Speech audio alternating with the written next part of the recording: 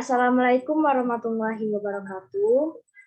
Kami dari kelompok 6 pada mata kuliah Matematika Dasar dengan dosen penampu Bapak Dr. Yantoro MPD dan Ibu Violita Zahrini SPD MPD. Pada kali ini kami kelompok 6 akan menjelaskan tentang sejarah matematika. Sebelumnya perkenalkan saya Raihana Putri Eka Asri dengan NIM A1D1211104 dan teman saya Yesinia Putri dengan NIM A1D1211087. Dan saya Raihan Nursilmi dengan NIM A1D1211075. Baiklah, kami akan mulai menjelaskan tentang sejarah matematika.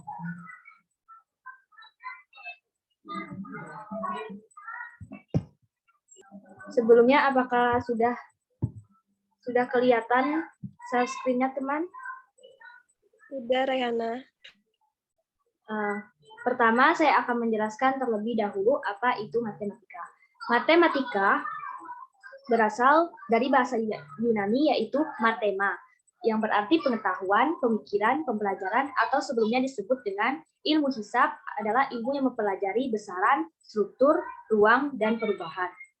Kita akan membahas sejarah matematika di Babilonia, Mesir, Tiongkok, dan Yunani.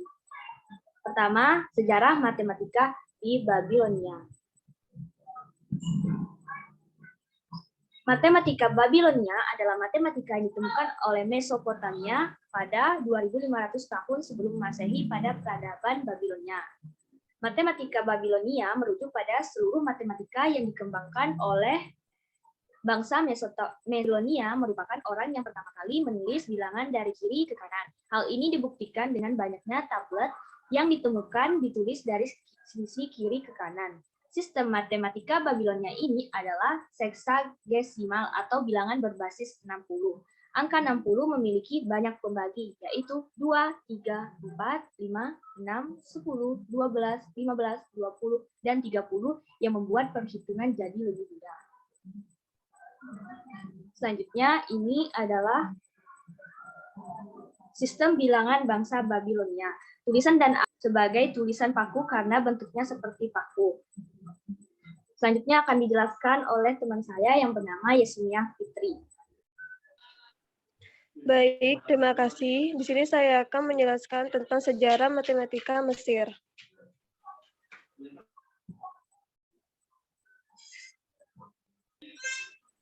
Sejarah matematika Mesir, bangsa Mesir kuno telah mengenal alat tulis sederhana menyerupai kertas yang disebut papyrus. Mereka membuat tulisan membentuk gambar-gambar dengan menggunakan sejenis pena dengan tinta berwarna hitam atau merah.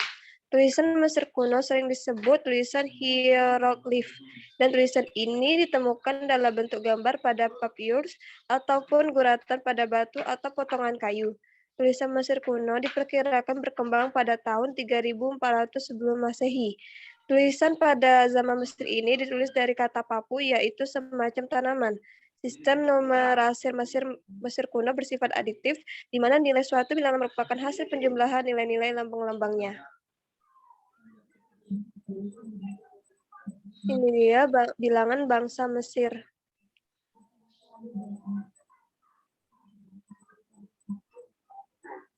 Yang ketiga, sejarah matematika Tiongkok.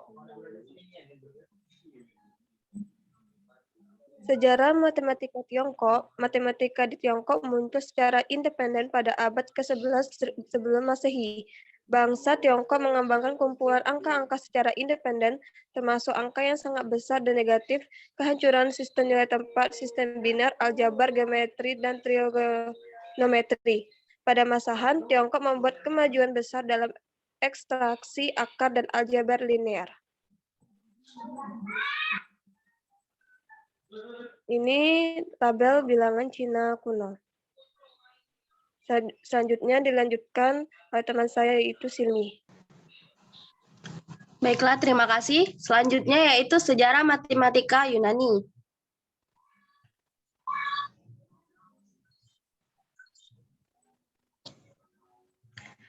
Sejarah matematika Yunani, sejarawan biasanya meletakkan permulaan matematika Yunani pada masa hidup Thales dari Miletus atau kira-kira 624 sampai 548 sebelum Masehi. Hanya sedikit yang dikenali tentang hidup dan karya Thales.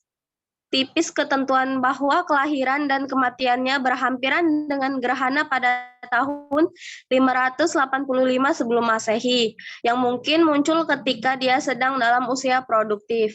Walaupun demikian, umumnya disepakati bahwa Thales adalah orang pertama dari 7 pria pandai dari Yunani. Teorema Thales yang menyatakan bahwa sudut sentuh busur yang dilukiskan di dalam setengah lingkaran adalah sudut siku-siku mungkin dipelajari oleh Thales pada ketika dia berada di Babilonia. Tetapi tradisi yang melekat pada Thales adalah peragaan teorema itu. Dengan gagasan inilah Thales seringkali dieluk-elukan sebagai bapak organisasi deduktif matematika dan sebagai matematikawan sejati pertama. Thales juga dianggap sebagai orang tergini di dalam sejarah yang untuknya temuan-temuan khusus matematika disematkan. Walaupun tidak dikenali apakah Thales atau bukan yang pertama, memperkenalkan struktur logika ke dalam matematika yang ketika ini dijadikan hal yang berlanjutan dimanapun. Tetapi dikenali bahwa di dalam 200 tahun sesudah kematian Thales, bangsa Yunani memperkenalkan struktur logika dan gagasan pembuktian ke dalam matematika. Dan inilah bilangan bangsa Yunani. Saya kembalikan kepada teman saya, Rehana.